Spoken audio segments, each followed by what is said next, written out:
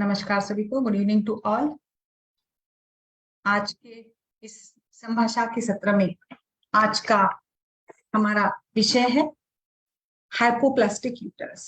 यानी एक सामान्य भाषा में अगर इसको कुछ नाम देना है तो इसका नाम हम लोग देख सकते हैं, बोल सकते हैं हाइपोप्लास्टिक यूटेरस, यानी कि गर्भाशय का छोटा होना। गर्भाशय की जो नॉर्मल साइज होती है उससे भी ये जब गर्भाशय छोटा होता है। हाइपोप्लास्टिक यूटेरस ये उसके अलग अलग कारण होते हैं, ये क्यों होता है और इसमें आयुर्वेद क्या कर सकता है, इसी को लेकर आज का ये हमारा सत्र रहेगा। इसमें हम लोग डिस्कस करेंगे किस प्रकार से हम ट्रीटमेंट प्लान कर सकते हैं और हमें कैसे रिजल्ट इसमें मिल जाते हैं। तो सबसे पहले तो यहाँ पर मैं नॉर्मल यूटेरस कैसे होता है उसको मैं बताना चाहूंगी, और फिर आगे हम लोग इसमें किस प्रकार से विचार करें वो बात यहाँ पर हम लोग डिस्कस करेंगे।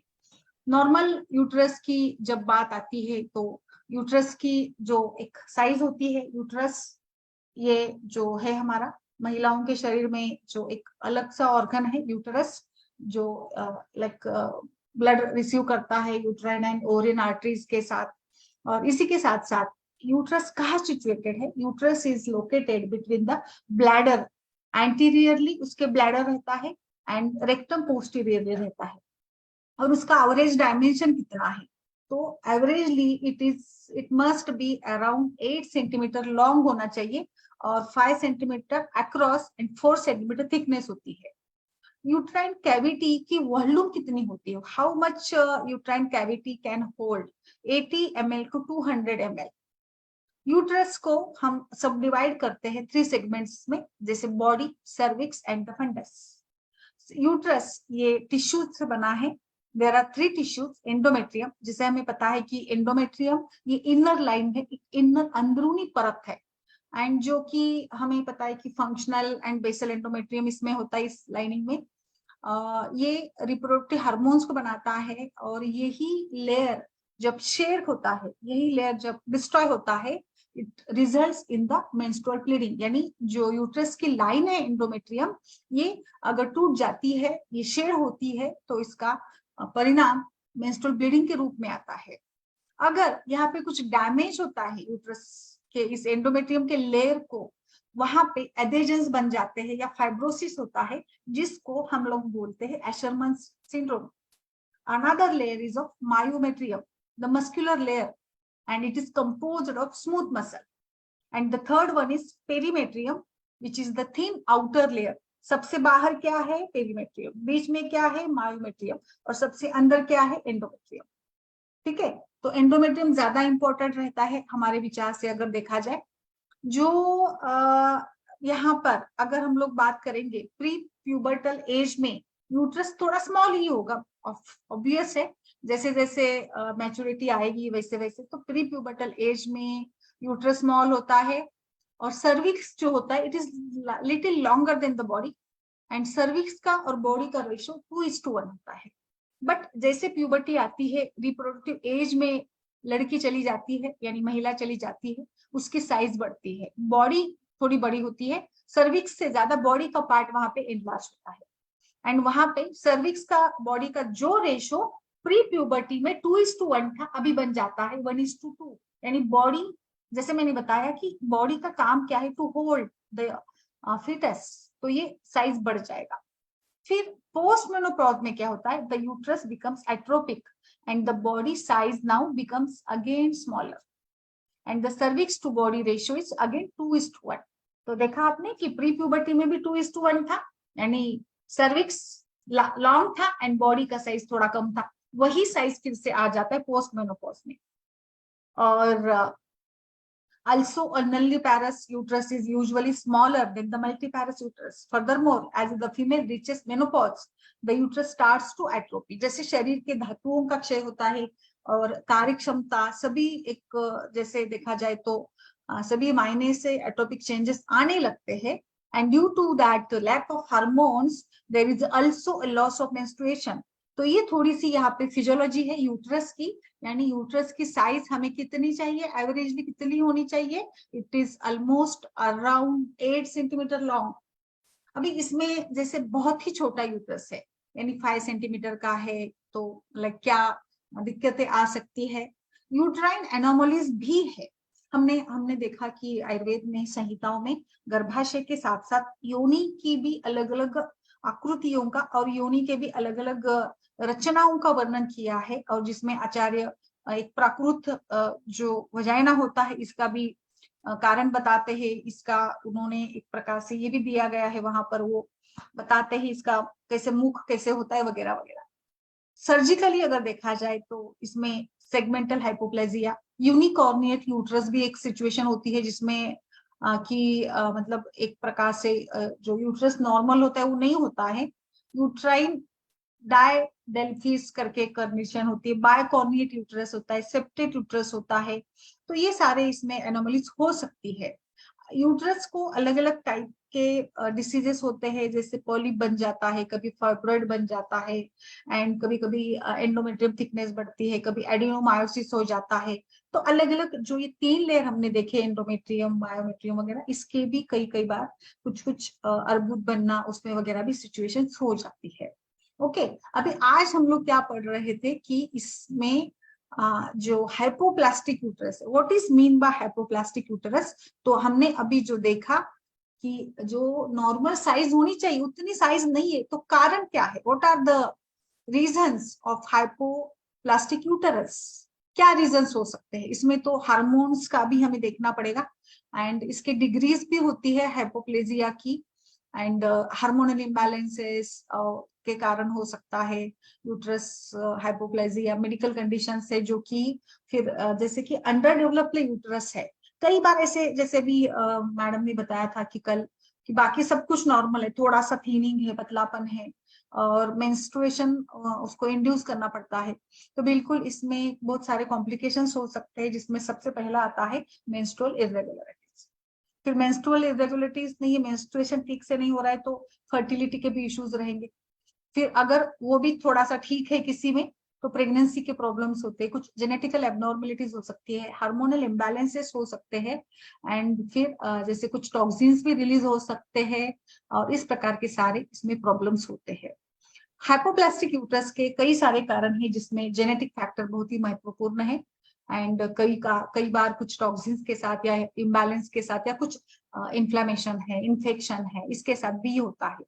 एक्सटर्नल यूट्राइन हाइपोप्लाजिया, जिसमें जेनेटिक एबनॉर्मलिटी ज्यादा होती है, और टर्नर सिंड्रोम मानिए इसको, या कुछ मेडिकेशंस के साथ या हिस्टोक्टोमी के साथ ये यूट्राइन आर्टरी का इमोलाइजेशन हो जाता है। इंटरनल में ज्यादा इंपॉर्टेंटली लाइक हार्मोनल इम्बैलेंसेस से इन्फेक्शन होता है, इंट्रायूट्राइन अधेजन्स बन जाते हैं। तो इसके सिम्टम्स क्या है, सबसे इंपॉर्टेंटली अगर कोई लड़की आती है, 14 साल हो गए, 15 साल हो गए, फिर भी मेंसेस नहीं आए, यानी प्राइमरी ओमेनोरिया, अब्सेंट ऑफ पीरियड्स या लाइट पीरियड्स, या 6 महीने में 1 साल में आ रहा है, तो इसका मतलब है रजकशीलता। रजकशीलता कब होगी, जब शरीर में रजक ठीक से नहीं बनेगा, यानी रस धातु की विकृति, रस धातु ठीक से नहीं बन रहा है, रस का क्षय है, रस की विकृति है, तो बिल्कुल रस धातु पर बाकी धातु भी डिपेंड रहते हैं, तो इसमें ओवरऑल रजकशीलता, कुछ पांडु एनीमिक पेशेंट भी हो सकता है, हार्मोन्स का भी इसमें बदलाव होता है ना। और फिर लाइक इनफर्टिलिटी, ये भी लक्षण लेकर कोई आता है, तो वहां पे पहले तो कुछ पता नहीं होता है, यानी पीरियड्स इरेगुलर ऐसे मान के चलते हैं कुछ लोगों में, जैसे लाइट पीरियड्स होते हैं, यानी बहुत ज्यादा बहाव नहीं होता है, तो ये भी कभी कभी सामान्य हो सकता है। और यूट्रस, स्मॉल यूट्रस के साथ तो अगर फेंट पीरियड्स आ रहे हैं तो शादी भी संभव है, और बाकी आगे का भी सारा जो है वो संभव हो पाता है। बट इसमें प्रेगनेंसी नहीं ठीक से हो पाती है, या मिसकैरेजेस होते हैं, प्रीटर्म डिलीवरी हो सकती है, पेन, पेल्विक पेन रह सकता है, डिस्कम्फर्ट हो सकता है, एंड अगर आप इमेजिंग करते हो, यानी आपने अगर ये कर लिया, स्कैनिंग कर लिया, तो वहां पे आपको पता चलता है कि उसमें यूट्राइन हाइपोप्लाजिया है क्या। एक्चुअली कई सारे इसमें मामले हो सकते, अलग अलग रेशो होता है, and depends upon the degree of uterine hypoplasia, तो कितनी डिग्री में है। अगर बहुत ज्यादा इसमें डिग्री है, यानी फर्स्ट डिग्री का हाइपोप्लेजिया क्या है इसको समझ लेते। What is mean by first degree hypoplasia, the uterus is small but retains it's normal shape and structure. Woman with first degree hypoplasia may experience the irregular menstrual cycle, but ये बहुत बार मतलब आसानी से डायग्नोस नहीं हो पाते, क्योंकि menstruation है, नॉट एब्सेंट नहीं है टोटली, बट इरेगुलर है तो ठीक है। पर हम लोग यहाँ पे गायनोकोलॉजिस्ट सारे प्रयास करते हैं कि उसको मेंसेस को रेगुलराइज किया जाए, और फिर बाकी फर्टिलिटी को देखते हैं। Second degree of hypoplasia, uterus small तो होगा ही, एंड एबनॉर्मल कभी कभी इसका शेप हो सकता है, और इसमें सीवियर मेंस्ट्रुअल इरेगुलरिटी, मतलब 1 साल नहीं आ रहा है, 2 साल नहीं आ रहा है, कुछ टैबलेट देने के बाद, इंड्यूस करने के बाद ही आ रहा है, फर्टिलिटी तो इशू रहेंगे ही रहेंगे, और इसमें फिर हायर रिस्क ऑफ मिसकैरेजेस रहेगी। Third degree of hypoplasia, what is mean by third degree? Third degree में और बहुत ज्यादा स्मॉल यूट्रस और absent of uterus, I think it is very much rare condition, but नहीं है ऐसा नहीं है, कुछ मामले आते हैं कि यूट्रस ही नहीं है। तो बिल्कुल ये तो बीज भाग दुष्टि कहेंगे आयुर्वेद के हिसाब से इसको, एंड बिल्कुल इसमें तो बहुत ही सारी प्रॉब्लम्स आएंगी, लाइक रिप्रोडक्टिव ट्रैक की एनोमलीज हो सकती है, absence of cervix, absence of vagina, और वहां पे तो आई थिंक फिर बहुत सारी समस्या आगे तो होती ही है। इसमें आधुनिक विचार अगर किया जाए तो मेडिकेशंस में हार्मोन्स देते हैं लोग, ना केवल इस्ट्रोजन और प्रोजेस्टेरोन, बट देखिए यहाँ पे क्या होना है हमें, growth growth hormone which is secreted by pituitary gland, hypothalamus. तो यहाँ पे हमें हाइपोथैलेमस, मस्तिष्क, ब्रेन सभी का विचार करना है, प्राण वायु का स्थान, एंड सारे दोष धातु मलों को सामने लाइएगा, कैसे काम करना है आपको। तो यहाँ पे आपको ऊपर ऊपर से देना नहीं चलेगा, हमें ग्रोथ हार्मोन को स्टिमुलेट करना है, जो कि पिट्यूटरी ग्लैंड सिक्रेट करती है। So you must think of hypothalamus, और फिर सारे यहाँ पे ग्रोथ फैक्टर्स को ये करना पड़ेगा आपको, एंड इस प्रकार से वो ग्रोथ के लिए आपको जो भी लाइक क्लोमिफेन, साइट्रेट वगैरह देते हैं ना नॉर्मली प्रेगनेंसी के लिए, वो दे सकते हैं। कुछ इसमें आप इंट्रायूट्राइन इंसेमिनाइजेशन आईयूआई किया जाता है, जिसमें लाइक आर्टिफिशियल इंसेमिनाइजेशन करके फर्टिलाइजेशन करवा दिया जाता है फर्टिलिटी के लिए। अगर जैसे मैंने बताया कि डिग्री अगर स्मॉल है और आप चाहते हैं तो आईवीएफ वगैरह के साथ भी चल सकते हो, आईवीएफ, आईयूआई, सरोगेसी, ये भी एक ऑप्शन रह जाता है। यूट्राइन रिकंस्ट्रक्शन सर्जरी, यानी फिर से आजकल तो इतने टेक्निक्स निकले हैं, तो उसमें यूट्रस को फिर से रिकंस्ट्रक्ट किया जाता है, ये संभव है सेकेंड डिग्री में। इसमें मतलब एक प्रकार से reshape and enlargement of the uterus ये किया जा सकता है। नेक्स्ट है, इसमें बहुत महिला, लड़की और लड़की के साथ साथ उसके पेरेंट्स भी काफी डिस्टर्ब रहते, फैमिली पूरी डिस्टर्ब रह जाती है कि अभी इसका भविष्य क्या है, इसकी शादी होगी क्या, इसका लाइफ नॉर्मल रहेगा क्या, बच्चे होंगे क्या, न जाने क्या क्या विचार इसके साथ हो सकते हैं। सो बिल्कुल इमोशनल डिस्ट्रेस को आपको डील करना पड़ेगा, you may give with the go with the psychological counselling आप करिएगा, एंड सपोर्ट चाहिए आपको इसमें, बहुत बहुत ज्यादा support, you family and all things.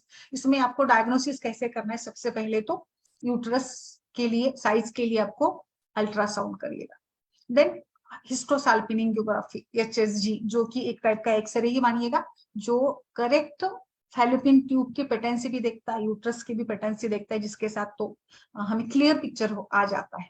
MRI भी कर सकते हो, जो डिटेल आपको देगा, यूट्रस का भी करिएगा, होल बॉडी करिएगा, जिसमें आपको जैसे मैंने बताया कि पिट्यूटरी ग्लैंड और हाइपोथैलेमस को भी आपको यहाँ पे देखना है, एंड फिर आपको ये सारी इन्वेस्टिगेशंस करने के बाद फिर आप विचार करिएगा कि जैसे अभी अलग अलग वैरायटी हो सकती है, बिल्कुल मेंस्ट्रुएशन एब्सेंट है तो क्या करना है, लाइट मेंस्ट्रुएशन है तो क्या करें, और मेंस्ट्रुअल इरेगुलरिटीज है तो वहां पे कैसे विचार करें वगैरह, अलग अलग तरीके से हमें यहाँ पे हाइपोप्लास्टिक यानी अंडर डेवलप्ड यूट्रस को ट्रीट करना है, गर्भाशय जिसकी ग्रोथ नहीं हुई है, एक सामान्य रूप से, सामान्य भाषा में अगर इसको कहा जाए तो it is a condition with under developed uterus. और ये तो देखिए इसमें जैसे सेकेंडरी सेक्स कैरेक्टर्स, प्यूबर्टी, ये थोड़ी सी स्लो होगी, और कभी बार लाइक एज थोड़ा डिले रहेगा। आमतौर पर आजकल 10-11 साल में लड़कियां मैच्योर हो जाती है, बट उसका एज थोड़ा ज्यादा रहेगा। फिर उसमें जितनी मात्रा में ग्रोथ चाहिए, जैसे कि अलग अलग चेंजेस आते हैं ना, चेस्ट डेवलपमेंट होती है, ब्रेस्ट डेवलपमेंट होती है, एंड फिर कटिभाग भी बड़ा हो जाता है, स्पिक एरिया भी बड़ा होता है, मतलब एक प्रकार का फेमिनाइन शेप आने लग जाता है, बट वो सारी इसमें समस्या ज्यादा नहीं होता, ये नहीं होता है, चेंजेस बहुत ज्यादा नहीं होते हैं। एंड सो दैट यहाँ पे इस प्रकार से अगर कोई केस आ जाती है कि जिसमें नॉर्मल डेवलपमेंट नहीं है फीमेल रिप्रोडक्टिव ट्रैक की, तो इसमें कॉम्प्लिकेशंस काफी होंगे, तो आपको वहां पे अच्छे से विचार करिएगा, परीक्षण करिएगा। इसमें आयुर्वेदिक दृष्टिकोण से जैसे मैंने बताया, ये एक क्षयजन्य स्थिति है, धातु क्षय इसको आप कह सकते हो, आप इसको जो भी नाम दे। इसमें वात दोष का शमन करना है, रसायन चिकित्सा देनी है, ब्रोहन करना है, बिकॉज कहीं ना कहीं ये एक प्रकार से वात प्रभावित कंडीशन है, जहां पर भी वायु के आधिक्य का लक्षण वात प्रकृति पे बताया है। अनवस्थित शरीर, यानी शरीर व्यवस्थित नहीं है, शरीर की रचना, ये शरीर की क्रिया, ये शरीर की जो प्रॉपर ये चाहिए, विभाजन चाहिए, वायु विभजित शरीर का, यानी अंग प्रत्यंग का विभाजन कौन करता है? गर्भावस्था में शुक्र शोणित संयोग के बाद विभाजन का काम करता है वायु। और अगर वायु ने विभाजन ठीक से नहीं किया होगा तो ये एक प्रकार से बीज भाग दृष्टि है। जैसे कि गर्भ बनता है तो बीज भाग से डिवाइडेशन होता है ना, एक शरीर की रचना आकृति बनती है, शाखा अंग प्रत्यंगों का एक डिवीजन बन जाता है, फिर इसमें धीरे धीरे ऑर्गन्स की डेवलपमेंट होती है। तो ये काम कौन करता है? वायु एंड आकाश, है ना। तो यहाँ पे ये दोनों यानी वात दोष किससे बना है? वायु और आकाश महाभूत से बना है। तो ये आप जरूर इसमें, हाँ इसमें एक और मैं सजेस्ट करूंगी, आप इसमें सारा हार्मोन प्रोफाइल करिए, एफएसएस भी करवाइएगा। एंड फिर आप अगर चाहे तो इसमें कुछ क्रोमोजोमल भी टेस्ट हो सकते हैं। क्रोमोजोमल टेस्ट को लेकर आप भी, मतलब उसमें भी हमें देखा जा सकता है कि क्या है क्रोमोजोम्स, कैसे, क्या है उसका कैरेक्टर, क्या है एंड किस उसका पैटर्न क्या है, वो भी हमें वहां पर एक देखना पड़ेगा। ठीक है, तो ये सारा विचार हमें यहाँ पर इस प्रकार के केसेस में करना है। एंड इसमें फिर हम सारी आयुर्वेदिक संप्राप्ति भी इसमें, यही आयुर्वेद में थोड़ा सा इसकी सिमिलरिटी जो होती है उदावरता योनि व्यापक के साथ, इसको हम लोग देख सकते हैं, थोड़ा इसमें वो विचार कर सकते हैं। वात प्रधान जो ये है, वात प्रधान वाले जो भी सारे योनि व्यापक है उसको हम लोग इसमें कंसिडर कर सकते हैं। बट फिर भी मुझे लगता है ये थोड़ी अलग ही कंडीशन है जिसमें कि अवयव ही विकसित नहीं है, तो कैसे विचार किया जाए? तो जनरल एग्जामिनेशन करिएगा, अष्टविध दशवत करिएगा।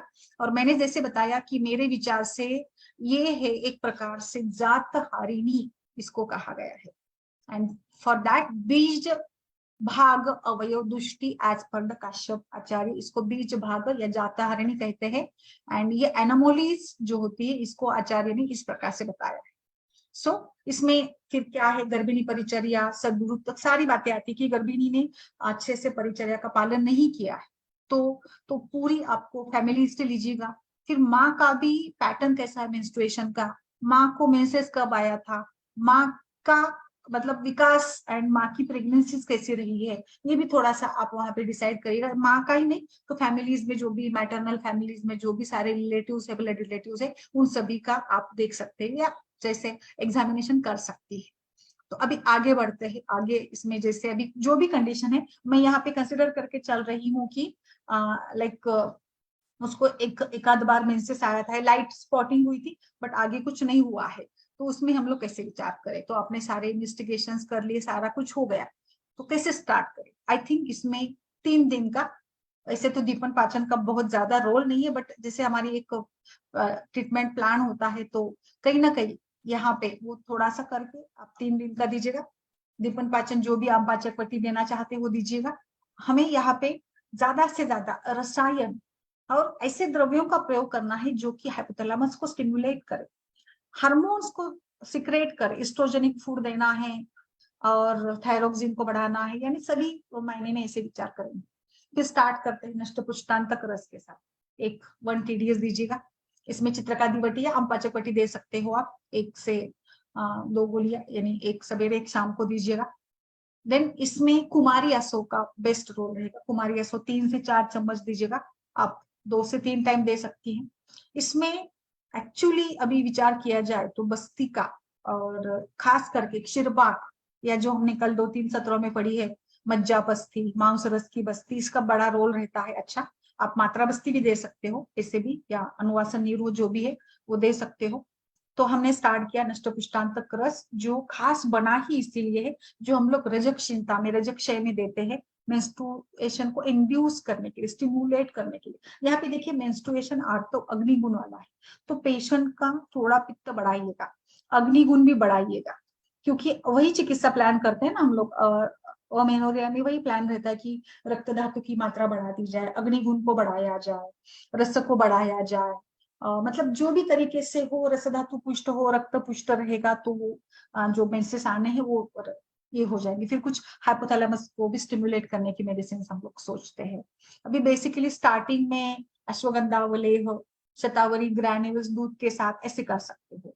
तो ये हमने कर लिया, स्टार्ट कर लिया, इसको चलाइएगा, 21 डेज के लिए चला दीजिएगा। नेक्स्ट इसमें क्या करना है, नेक्स्ट इसमें हम लोग स्टार्ट करेंगे हमारी थोड़ी सी और आगे की ट्रीटमेंट, जिसमें अभ्यंग विथ बला तेल, बला अश्वगंधा, क्षीर बला, वॉटेवर जो भी आप चाहे, बट बला मांस धातु का और शरीर का बल बढ़ाने वाला। देखिए इसमें एक छोटा सा विचार मेरे मन में आता है कि जैसे कि एजिंग के साथ साथ अवयवों में बदलाव आता है ना। उसी प्रकार से जैसे हम लोग अगर रिप्रोडक्टिव सिस्टम की ही बात करेंगे तो प्यूबर्टी में यूट्रस अलग होगा, फर्टाइल में यूट्रस अलग होगा, और मेनोपॉज में यूट्रस श्रिंक होता है। इसका मतलब हम लोग रचनात्मक दृष्टि से भी बदलाव कर सकते हैं, बदलाव होता है। तो वही विचार के साथ यहाँ पर हमें थोड़ा सा इसी विचार से, इसी दिशा से काम करना है कि हम लोग इसमें मांस धातु का या अवयवों को थोड़ा सा ग्रोथ फैक्टर उसको ये करे और उसको उसमें रचनात्मक बदलाव लाए, उसको डेवलप करे। ये संभव है। हम लोग काफी साल से जानते हैं कि कई सारे जो भी बदलाव हमारे शरीर की रचना में करते हैं, लोग वजन कम करते हैं, वजन बढ़ा देते हैं, आप अपने मसल को जैसे चाहे वैसे शेप दे सकते हो। तो थोड़ा बहुत कुछ प्रयास हम लोग करेंगे कि यूट्रस के साइज को भी बढ़ाना है। तो मुझे लगता है कि इसमें निश्चित रूप से मैं 100% तो दावा नहीं करूंगी, बट कुछ मायने में 25-30%, 30-40% तक तो इसमें आपको रिजल्ट मिलेगा। थोड़ी कंटिन्यू ट्रीटमेंट 1 से 3 साल तक करिएगा, और बाकी फिर बाद में नॉर्मल। आप जितनी जल्दी ट्रीटमेंट स्टार्ट करेंगे उतने अच्छे से इसका ये होता है। और जैसे मैंने बताया आजकल तो सर्जरीज भी अवेलेबल है, you can reconstruct your part, जो भी आपको करना है रिकंस्ट्रक्ट कर सकते हो।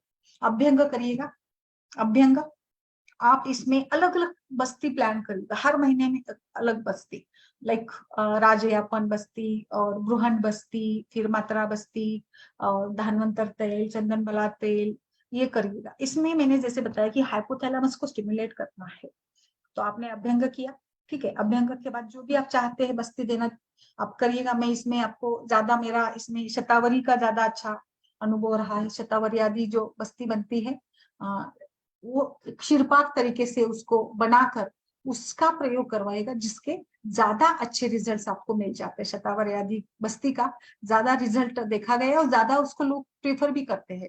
शतावरी आदि क्षीरपाक बस्ती में क्या है, इसमें है शतावरी, मूल लेना है उसका, बला लेना है आपको, बला एंड फिर उसमें अर्जुन है। शतावरी, बला और अर्जुन, इन सभी के साथ इस प्रकार से उसको क्षीरपाक के रूप में पकाकर इसकी बस्ती देते हैं तो अच्छा बस्ती का परिणाम आपके यहाँ मस्तिष्क तक होगा, मस्तिष्क तक होगा, और फिर ग्लैंड्स एक्टिवेट हो जाएंगे, स्टिमुलेशन मिलेगा। और वैसे भी ये तीनों द्रव्य भी काफी अच्छे से काम करते हैं, तो आई थिंक कि ये बेस्ट ही ऑप्शन रहेगा। इस प्रकार से आपने क्षीरपाक वाली बस्ती बना दी। शतावरी लेना है आपको, बला लेना है आपको, अर्जुन लेना है, इन सभी का। और फिर इसमें दूध डालिएगा, 500 ml की मात्रा में दूध डालिएगा, और ये सारे टोटल द्रव्य मिलाकर 30 ग्राम तक लीजिएगा। और 500 ml आपने दूध डाल दिया, ठीक है। इसको आप फिर 500 ml पानी मिला दीजिएगा एंड पका दीजिएगा। पानी मतलब पूरा ये हो जाए, बर्न हो जाए, जल जाए पानी, और मतलब बचेगा कितना, एवरेजली ये बचता है 400 ml के एवरेज बच जाता है। ये क्षीरपाक आप छान लीजिएगा, और इस क्षीरपाक को आप रेक्टल रूट से, गुद मार्ग से लेफ्ट लैटरल पोजीशन में ये करके इसको दीजिएगा। और इस प्रकार से क्षीरपाक बस्ती आप कंटिन्यू कर सकते हैं, you can go with 7 days, आप इसको दीजिएगा। यही क्षीरपाक, बस इसमें और थोड़ा एडिशन करके, जैसे गोक्षूर है, पुनर्नवा है, अश्वगंधा है, ये सब डालकर दूध में पकाकर आप जैसे रोज एक सवेरे शाम को 50-50 ml, जैसे जितना भी वो पीना चाहते उतनी मात्रा में पीने को भी दे सकते हैं। क्षीरपाक इज द बेस्ट प्लान क्षीरपाक बहुत अच्छा प्लान है आपको को मतलब साइज जो मैं बता रही हूँ ना, मांस धातु को बढ़ाना है। तो बस्ती कई बार संभव नहीं हो पाता है, लड़कियां तैयार नहीं हो जाती हैं, तो वहां पे अगर नहीं पॉसिबल है तो ठीक है, इट्स ओके। आप शतावरी, बला, अर्जुन, पुनर्नवा, गोक्षूर, अश्वगंधा, इन सभी को समान मात्रा में लेकर अच्छे से पकाकर इसको दीजिएगा। ये वात शमन अच्छे से करेगा। और लाइक ये सारी जो द्रव्य है ये अपान वायु को भी कंट्रोल करती है, और अपान वायु को कंट्रोल करने के साथ साथ ये शरीर के धातु का बल बढ़ाती है, मांस का बल बढ़ाती है। जैसे कि हमने पढ़ा अभी यूट्रस की, मैंने आपको थोड़ी एनाटॉमी बताई थी, फिजियोलॉजी भी बताई थी। तो जैसे लेयर्स है उसमें मायोमेट्रियम वगैरह, तो ये मसल टिश्यूज है। मसल को बिल्ड करना है, सोचिए थोड़ा सा, मसल को बिल्ड करना है तो मांस से समान द्रव्यों का इस्तेमाल आपको करना है। जैसे भी हो, बस्ती में भी वही करो, खान पान में भी दे दो, जो भी जिस प्रकार से भी आप इसमें ये करना चाहते हो, वजन बढ़ाना चाहते हो, उस प्रकार से भी आप कर सकती हो। शतावरी तो मैं रिपीट नहीं करूंगी, इसके गुणधर्म क्या है, जो एंटी स्ट्रेस भी है और एंटी सभी गुण है। बला तो एनाल्जेसिक, एंटी सभी सभी अच्छे अच्छे इसमें ये डाले गए हैं। अर्जुन वही है, एंटीबैक्टीरियल एंटीऑक्सीडेटिव है, और फ्री रेडिकल्स को भी वो निर्माण करता है। तो बिल्कुल इस प्रकार से आप इसको दे सकती है। ये स्ट्रेसर को भी, स्ट्रेस एंटी स्ट्रेस भी है, मतलब स्ट्रेसर रिस्पॉन्स को भी ये करने वाले हैं, तो इसीलिए उसको देना ज्यादा अच्छा रहता है। एंड इसीलिए मैं आपको इसको क्षीरपाक विधि से भी आप इसका प्रयोग कर सकती है। ठीक है, ये हो गया आपका। नेक्स्ट हमने स्टार्ट, हम लोग चल रहे थे एक एक महीने में क्या क्या करना है, हमने ये कर लिया। अभी मैं जो बता रही थी आपको, मेरा ये था इशारा कि आप जैसे भी चाहे नस्य कर्म जरूर करें। नस्य के लिए फलगुरुत बेस्ट है, क्योंकि फलगुरुत का उपयोग ऐसा नहीं कि फलगुरुत केवल फर्टिलिटी के लिए देते हैं। फलगुरुत is overall effective on reproductive health. So आप यहाँ पर फलगुरुत का नस्य दे सकते हैं, बेस्ट रहेगा ये। फलगुरुत का करिए, पंचेंद्रिय वर्धन का करिए, आप अनु तेल का कर सकती है, आप बला तेल का, जो भी है। पंचेंद्रिय वर्धन नहीं मिला तो आप सिंपल गाय के घी का भी करिएगा। एंड बिल्कुल जो भी आप प्रिफर कर सकते हैं उसमें वो करिएगा।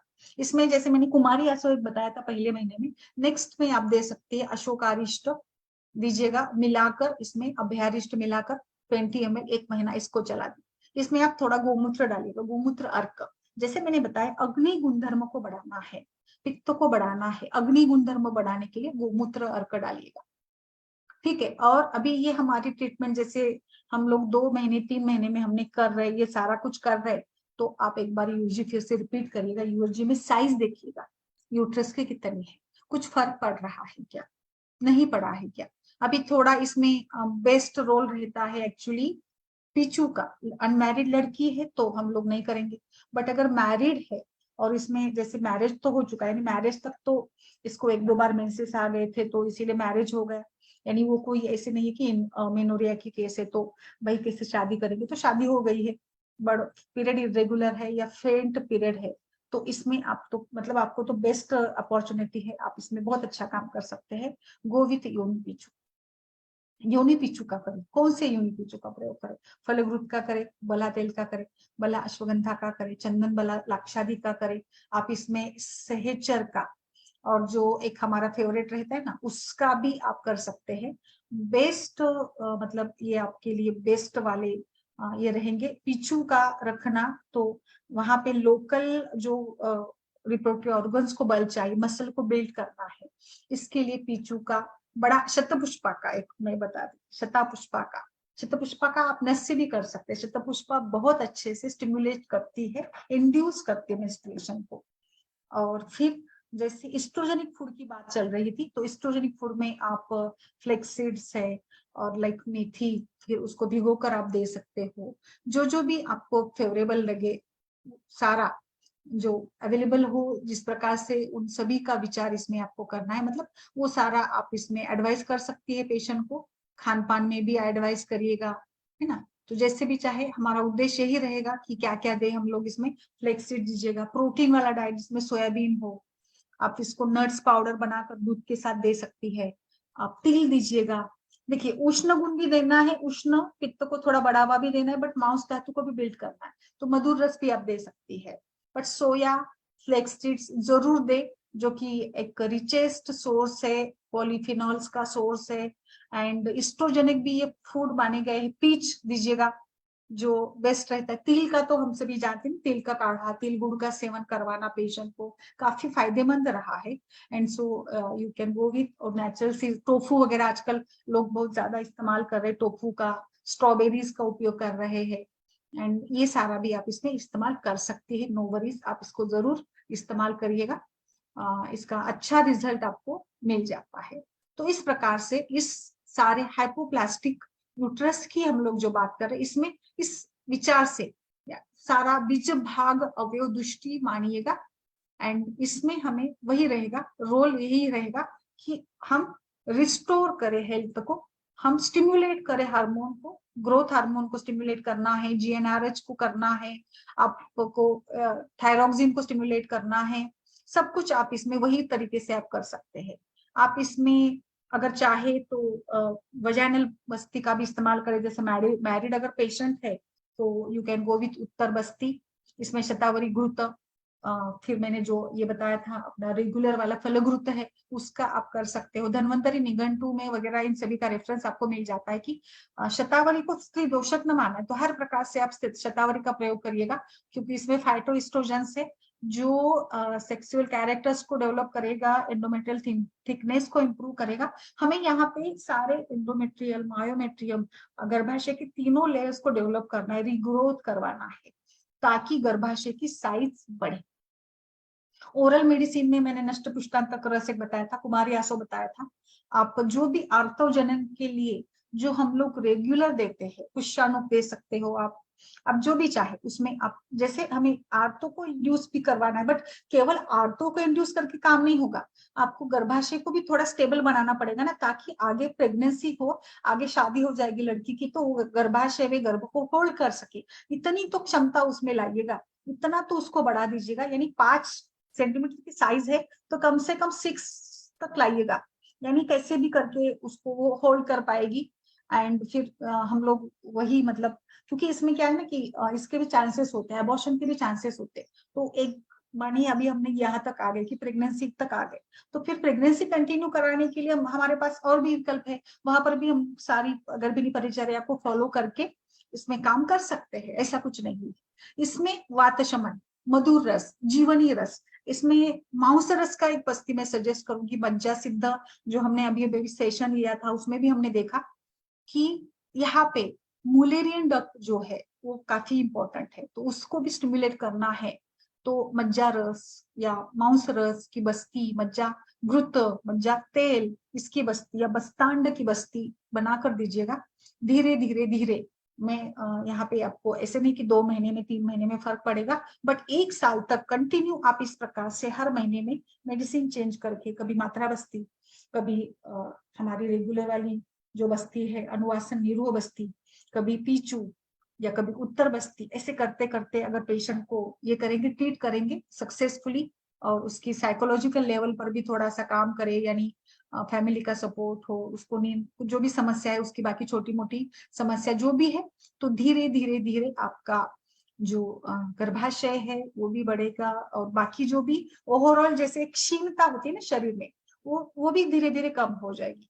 धीरे धीरे पेशेंट का वजन बढ़ेगा, वजन बढ़ेगा तो ओवरऑल जो भी सारे कैरेक्टर्स है वो भी थोड़े ज्यादा डेवलप, एक फेमिनाइन जो नेचर हमें चाहिए होता है, फेमिनाइन स्ट्रक्चर डेवलप होने में मदद मिलेगी। शुक्र धातु काम में आ जाएगा, शुक्र धातु काम में आने लगेगा, तो शुक्र के जो भी अवयव है, शुक्र भूत जो भी सारे ये है, भाव है, मनोभाव है, शारीरिक भाव है, वो भी धीरे धीरे डेवलप होने लग जाएंगे, उनका भी काम धीरे धीरे अच्छे से होने लगेगा। क्योंकि सभी आचार्यों ने इस प्रकार से अपान वायु और शुक्र धातु की पॉइंट ऑफ व्यू से ही इसको सोचा है। एंड आई थिंक इस प्रकार से हम लोग यूट्राइन हाइपोप्लेसिया यानी अंडर डेवलप्ड यूट्रस को आयुर्वेद के शतावरियादि बस्ती और सब तमाम जो मैंने सारे पॉइंट्स बताए यहाँ पर, उन सभी के साथ चल सकते हैं और अच्छा रिजल्ट मिल सकता है। इसके लिए कुछ मेडिसिन नहीं है, ऐसा बिल्कुल भी नहीं है। उल्टा मुझे लगता है कि मॉडर्न में सारे जो भी ये दिए जाते स्टेरॉइड्स देंगे या आर्टिफिशियल जो एचआरटी होती है, हार्मोन रिप्लेसमेंट थेरेपी की जाती है, उससे ज्यादा तो हमारे पास है। और एक इसमें अच्छा काम करने वाला द्रव्य पुनर्नवा जो फाइटोएस्ट्रोजन भी है, और जो एंडोमेट्रियम की बेड को बढ़ाता है। एंड पुनर्नवा के साथ आप दशमूल ऐड करें, वो भी अच्छा रहेगा, वातशमन भी रहेगा। एरेंटेल ऐड करिएगा। और इस प्रकार से हम अपने, देखिए अपने अपने हिसाब से हम लोग अपना एक अनुभव लेकर, हमारे पास जो द्रव्य है उसको पढ़कर अच्छे से हमारे ऐसे विकल्प तैयार करेंगे। इसमें कंटकारी भी काफी है। जीवनीय गण को मत छोड़िएगा, भ्रुवनीय को मत छोड़िएगा। जीवनीय, भ्रुवनीय और प्रजास्थापन गण, इनको भी लीजिएगा। ऐसा नहीं कि लड़की है अनमैरिड है तो प्रजास्थापन गण के द्रव्य नहीं यूज कर, बिल्कुल कोई संबंध नहीं है। प्रजास्थापन गण का उपयोग केवल प्रजा का स्थापन के लिए ऐसा नहीं है। तो we can prepare the bed, गर्भाशय्या या गर्भाशय को हम लोग मजबूत बनाने के लिए भी प्रजास्थापन गण का प्रयोग कर सकते हैं। कंटकारी भी स्ट्रोडल को बढ़ाती है। और काकुली, क्षीर काकुली, जीवंती, मेदा, महामेदा, जो भी मिले आपको, उन सभी को लेकर आप ये करिएगा। दूध में गुड़ के साथ, मिश्री के साथ, जैसे भी हो। एक और है इसमें, आप जैसे मैंने शतपुष्पा का मात्राबस्ती तो बताया था, शतपुष्पा का पीचू बताया था। इसमें आप मूर्छित तिल तेल एंड शतपुष्पा का, अगर ये नहीं मिले तो चूर्ण, ये दोनों भी दे सकते हैं। शतपुष्पा का चूर्ण 2 ग्राम एंड मूर्छित तिल तेल, ये भी आप सेकेंड फेज में इसको दे सकते हैं, जो कि एंटीऑक्सीडेंट के रूप में भी काम करेगा। एंड जैसे मैंने बताया, ये पावरफुल एस्ट्रोजन है, फाइटोएस्ट्रोजन है। मधुर रस, मधुर विपाक, स्निग्ध गुण, उष्ण वीर्य के साथ अच्छा काम करेगा। मूर्छित तेल तो भेषज रत्नावली में जिसके काफी अच्छे अच्छे रिजल्ट्स बताए हैं। एंड शतपुष्पा तो हम सभी जानते हैं कि किस प्रकार से वो आर्तव जनन काम करती है, गर्भाशय का शोधन करती है एंड हाईली इफेक्टिव है, रसायन भी है। और बिल्कुल इस प्रकार से हमें इसमें सारे यूट्रस साइज के लिए एंडोमेट्रियल स्ट्रिप्स भी, कभी कभी एंडोमेट्रियल स्ट्रिप्स भी नहीं दिखती तो वो भी धीरे धीरे डेवलप हो जाएगी। एफएसएच का भी प्रमाण बढ़ेगा। और जो सब्जेक्टिव सिम्टम्स है, लाइक फीलिंग ऑफ वजाइना का जो भी साइज होना चाहिए प्रॉपर, या ब्रेस्ट की साइज भी डेवलप होती है। देखिए हम एक सिंपल तरीके से समझ लेते हैं इसको, कि आजकल आप देखते हैं कि किस प्रकार से शरीर के अवयवों की साइज को बढ़ाया जाता है। तो क्यों हम लोग गर्भाशय की साइज को क्यों नहीं बढ़ा सकते? सिंपली बढ़ा सकते। अपने जिम में जाकर लोग शरीर कमाते हैं, मसल्स को शेप देते हैं, तो हम थोड़ा बहुत तो प्रयास कर सकते हैं, 30%, 40%, ताकि मेंस्ट्रुएशन आ जाए। और लाइट मेंस्ट्रुएशन भले क्यों ना हो, बट एक बार वो प्रेग्नेंट हो जाए और एक प्रेगनेंसी भी हो गई, एक बच्चा भी हो गया, तो मुझे लगता है कि जो उद्देश्य है वो भी सफल हो जाएगा। एंड मतलब पूरी समस्या ही चली जाएगी ना, अगर वो उसको बच्चा हो जाता है, मैरिड लाइफ ठीक हो जाती है, तो और क्या चाहिए। तो इस प्रकार से हम हाइपोप्लास्टिक यूटेरस में काम कर सकते हैं।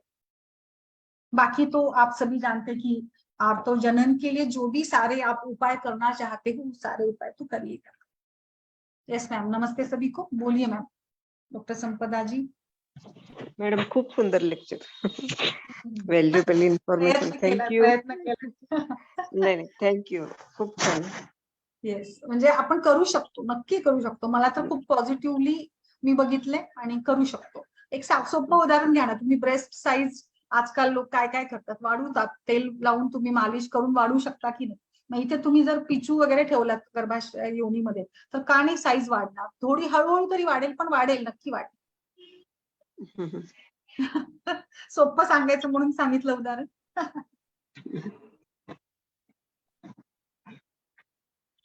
बोला अजून काय, तुमची केस सांगा, तुमच्या ह्याच्यामध्ये काय कसं लक्षण आहे?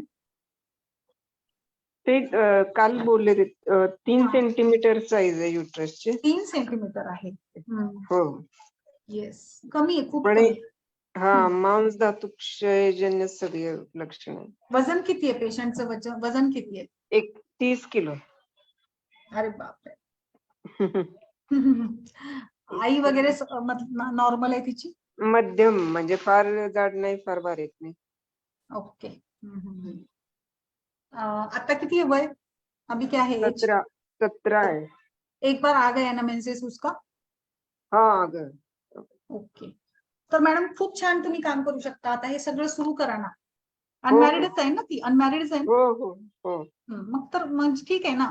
आता फक्त पिचू सोडून बाकी तुम्ही बस्ती देऊ शकता. मात्रा बस्ती द्या. तुम्हाला आता बस्तीचा खूप अनुभव आहे मोठा. बस्ती द्या आणि आधी दीपन पाचन करा. एक 5 दिवसांचं दीपन पाचन करा. आमपाचक वटी किंवा अग्नितुंडी द्या. त्याच्यानंतर मी कुमारी असो सांगितले पहा, कुमारी असो द्या, बेस्ट आहे कुमारी असो. आणि अशोकारिष्ट पण देऊ शकता. नष्टपुष्पांतक रस द्या 1 बीडी आणि सुरू मॅडम करा. किती दिवस देऊ शकतो नष्टपुष्पांतक रस? देतात 2-3 महिने देतात, काही प्रॉब्लेम नाहीये. कोणी असं काही सांगितलं नाही मला काही असं कधी. 2 ते 3 महिने देऊ शकता. सध्या 1 महिना देऊन बघा हे सगळं. पेशंटला जर नॉनव्हेज खात असेल तर मांसरस, सूप, नॉनव्हेज सूप वगैरह खायला, म्हणजे अग्नि चांगला करा आधी. अग्नि करिएगा और फिर उसको मांसरस वगैरह भी खाने को बताइएगा. मतलब जो भी वो जितना ज्यादा ब्रूहन खाती है वो अच्छा रहेगा, बट इसके लिए अग्नि अच्छे चाहिए, तो अग्नि का पहले ये कर दीजिएगा. अग्नि को आम पाचन कर दीजिएगा तो अग्नि इंप्रूवमेंट होगी. अग्नि अच्छा रहेगा तो फिर वो जो भी खाएगी पचेगा भी, आहार रस भी ठीक बनेगा, धातु का पोषण भी ठीक होते रहेगा. ऐसे. Yes madam. मैम इसमें आप रसपाचक और रक्तपाचक भी दे सकते हो. रस से रक्त की अच्छी निर्मित होगी और रक्त से मांस की अच्छी निर्मित होगी. और दूसरा मैम इसमें ये जो जिस मंथ में गर्भाशय बनता है ना माँ के यूट्रस में, उस मंथ का काढ़ा या टैबलेट भी दीजिएगा. अच्छा. हाँ तो उस यस करने में हेल्प होगी. ये पॉइंट ऑफ व्यू से मैंने बीच भाग अवयव जो दृष्टि बताई थी ना, तो आई थिंक बिल्कुल ये आपने सही डायरेक्शन बताया. यस. तो कौन से महीने में बताइए आशिया? मैम वो एग्जैक्टली याद नहीं अभी मुझे भी कौन से मंथ में बनता है. अच्छा पता करना पड़ेगा. Yes okay. यस और कोई बताना चाहे तो बताइएगा डॉक्टर दीप्ति जी. ओके और क्या दे सकते हैं? मांस धातु को बढ़ाना है. मांस समान सारे उसको उड़द का भी दाल खाने को लगाइए. मांस उड़द के दाल के लड्डू, दाल खाना, और बेसन के, नारियल के. देखिए नारियल, बेसन, सोयाबीन और कॉर्न, इसमें बहुत ज्यादा प्रोटीन्स होते हैं जो बहुत अच्छे से बिल्ड करते हैं, बॉडी को बिल्ड करते हैं. वो सारा दीजिए मैम. जो मैं लड्डू वगैरह बताती हूँ ना, नारियल वगैरह, वो भी काफी अच्छा रहेगा. एस्ट्रोजेनिक वाले जो ये है वो सारे दीजिएगा इसमें. पेशेंट को थोड़ा एक्सरसाइज भी करवाइएगा संपदा जी. आणखी वेट लॉस होणार नाही? हाँ वेट लॉस आणखी होणार नाही का? नाही, पण कशासाठी की आता आपण एवढं सगळं पोषण करतोय, ते तर मग पचलं त्या पाहिजे. दृष्टीने थोडस तिला चांगली भूक लागेल ना. म्हणजे असं नाही की वेट लॉस साठी नाही, प्रॉपर म्हणजे नाही. एक्सरसाइज इन द सेन्स की बरोबर. सूर्यनमस्कार आहे, जे उंची वगैरे वाढवतात पहा, तशा पद्धतीचे सांगा तुम्ही. जमेल झेपेल ते. सूर्यनमस्कारच फक्त सूर्यनमस्कार जरी केले ना तरी पण छान डेव्हलपमेंट होते. चालेल की चालेल. मॅडम त्यांनी मासानुमासिक सांगितलेलं ते नेमकं कसं द्यायचं ते? मासानुमासिक ना, त्याचे टॅबलेट्स आहेत की मासानुमासिक वटी मिळते, किंवा तुम्ही काढा शिरपाक बनवून देऊ शकता. मग ते 1च महिना द्यायचा का? 1च महिना द्यायचा. तुम्ही जे अर्शी आपने क्या बताया, कौन से महीने में क्या बताया था, थोड़ा एक बार बताइए एक बार फिक्स. नहीं मैम मंथ तो मुझे भी एग्जैक्टली याद नहीं है. बस यही बोला कि जिस आप पता कर लीजिए कौन से मंथ में वो बनता है गर्भाशय. तो गर्भाशय की उत्पत्ति कौन से मंथ में होती है, वो मंथ का काढ़ा जो भी है, काढ़ा या टैबलेट आपको जो अच्छा लगे वो दे दीजिए उसको 1 महीने के लिए कम से कम. अच्छा हाँ. अच्छा ठीक है. सुश्रुत में देख लीजिए थोड़ा कौन से मंथ में. हाँ सुश्रुत में होगा, शारीर स्थान में होगा. हाँ एक्सटर्नल फीचर्स मैडम 15 वीक्स में दिखते हैं, लेकिन मॅडमला माहितीच आहे की. एक्सटर्नल फीचर पण आतले फीचर्स काही माहिती नाही. गर्भाशय का देखिए एग्जैक्टली गर्भाशय कौन से मंथ में बनता है. एक्चुअली मला असं वाटतंय ना मॅडम, देखिए ना, अभी देखिए आप ये थोड़ा सा सोचिए ना कि जिस महीने में सेक्स डेवलपमेंट होती है, यानी लिंग बनता है गर्भ का, यानी पहले महीने में 1.5-2 महीने में गर्भ का लिंग बनता है ना, तो उसी महीने में तो लाइक लिंग बनता है, तो उसके बाकी सराउंडिंग ऑर्गन्स भी बन जाते हैं ना, तो मतलब शुरू में ही देना पड़ेगा ना. हाँ संपदा जी. हाँ मैडम बराबर है. फिर भी वैसा मैं करिए वो भी. हाँ एक वो भी दे सकते हो, और फिर बाद में एग्जैक्टली कब गर्भाशय बन रहा है, क्योंकि वो गर्भाशय तो बन चुका है लेकिन प्रॉपर नहीं बना है ना, तो उसकी प्रॉपर ग्रोथ के लिए जो मंथ में गर्भाशय बन रहा है वो देखिए. ओके.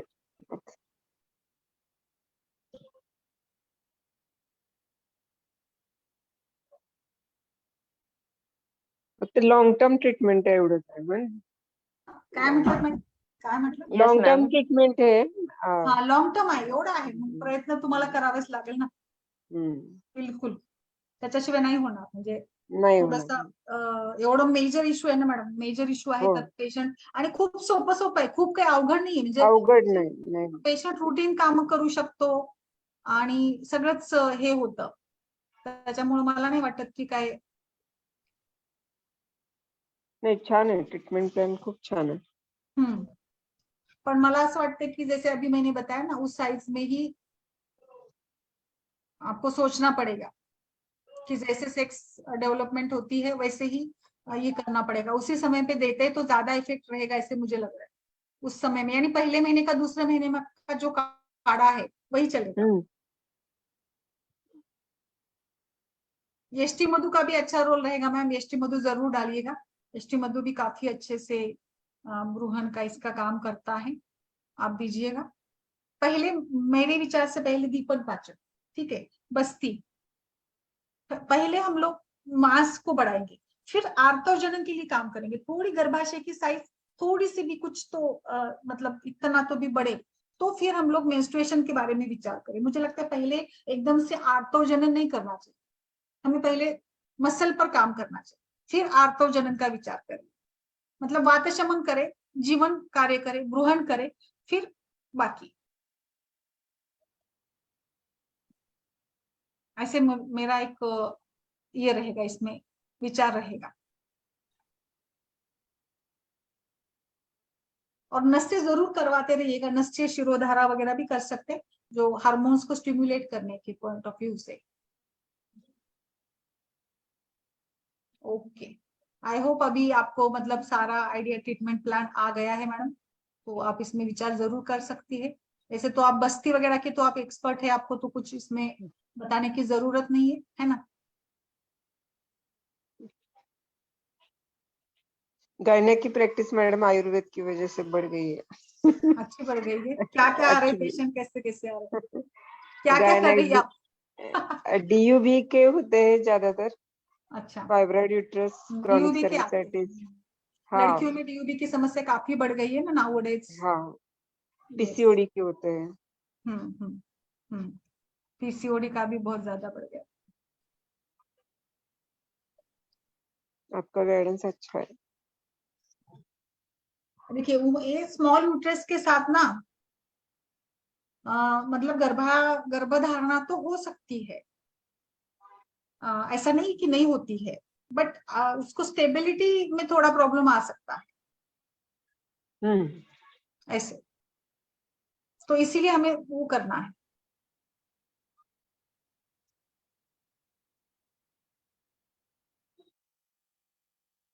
और किसी का कुछ विचार हो? हमारे डॉक्टर शैलेंद्र जी ने डाला है, सुश्रुत में मासानुमासिक क्वाथ कंपनी विद्यानंद, हाँ विद्यानंद की है। अच्छा, अमेजोन पर है उपलब्ध। यस यस, मासानुमासिक का तो है उपलब्ध है, बिल्कुल वो तो हो जाएगा। ओके, सो आई होप कि आपने सारे अच्छे से समझ लिया है। यूट्रस की मैंने इसके स्टेजेस भी बताए थे, फर्स्ट डिग्री, सेकेंड डिग्री और ये थर्ड डिग्री वाले, तो थोड़ा और हमें अच्छे से समझता है। और गार्लिक वगैरह भी दीजिएगा मैम, लहसुन भी डाल सकते हैं आप, शिरपाक में भी डाल सकते हैं। और खजूर भी खाने को लगाइए पेशेंट को ना, खजूर ज्यादा अच्छे है, मतलब काजू बादाम से ज्यादा मुझे खजूर पर ज्यादा ये है, खजूर अच्छे है ज्यादा। और आपको कुछ लाइक उसल एंड बाकी जो बनाते हैं ना नाश्ते के आइटम्स, उसमें उड़द का बनाइएगा, black beans and white beans ज्यादा इंपॉर्टेंट रहेंगे इसमें। मल्टीग्रेन आटा, टोफू, सोया, ये भी खान पान में दीजिएगा। तिल तिल तिल भी खाने में डालिएगा, तिल के लड्डू वगैरह भी बनाकर वो कुछ ना कुछ, मतलब ये सारे इसके साथ कुछ ना कुछ करे वो। दही छाछ भी खाने में रखिएगा। पिस्ता, पिस्ता भी अच्छा है, पिस्ता भी बताइए, उसमें भी हाईएस्ट फाइटोएस्ट्रोजेंस होते हैं पिस्तास में। पिस्ता एंड वॉलनट, वॉलनट दोनों में भी ये फाइटोएस्ट्रोजेंस बहुत अच्छे से होते हैं।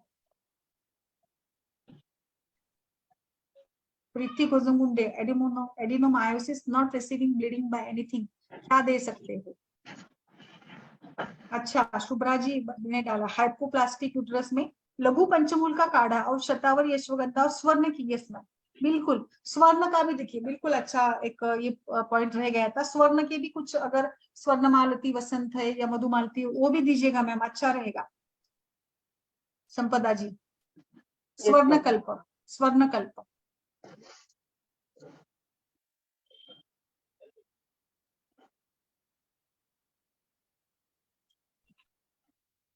सो आई होप आपने वो न्यूरी वायर टैबलेट ला ली क्या सर के यस लिए? मैडम, हाँ स्टार्ट किए। क्या है उसमें, बी कॉम्प्लेक्स वही है ना कंटेंट्स? हाँ यस। अच्छा रहेगा वो। हम्म। और बाकी प्लान कर लीजिएगा। हाँ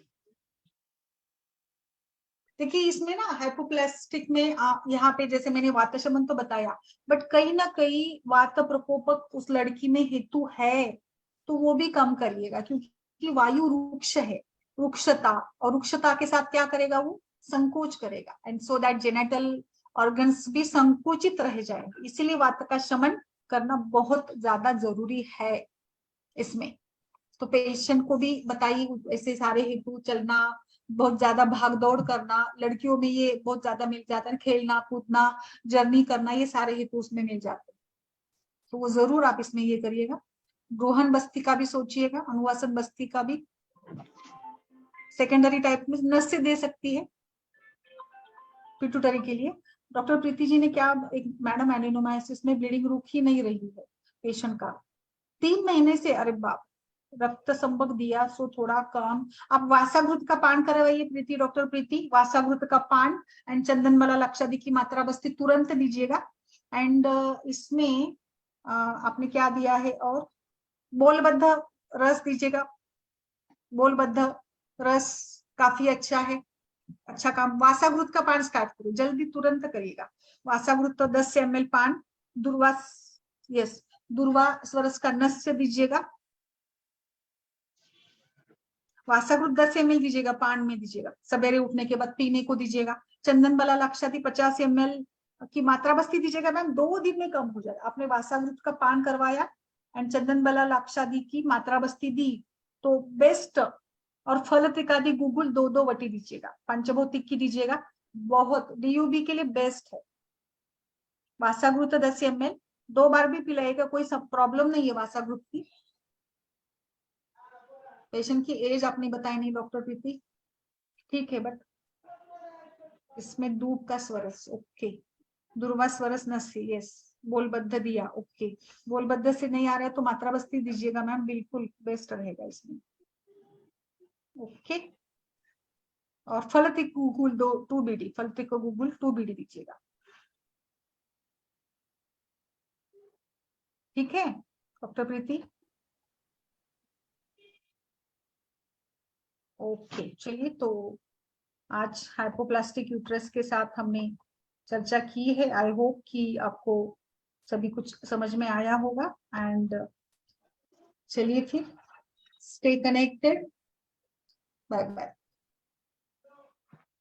चलिए मैम, नमस्ते। Thank you.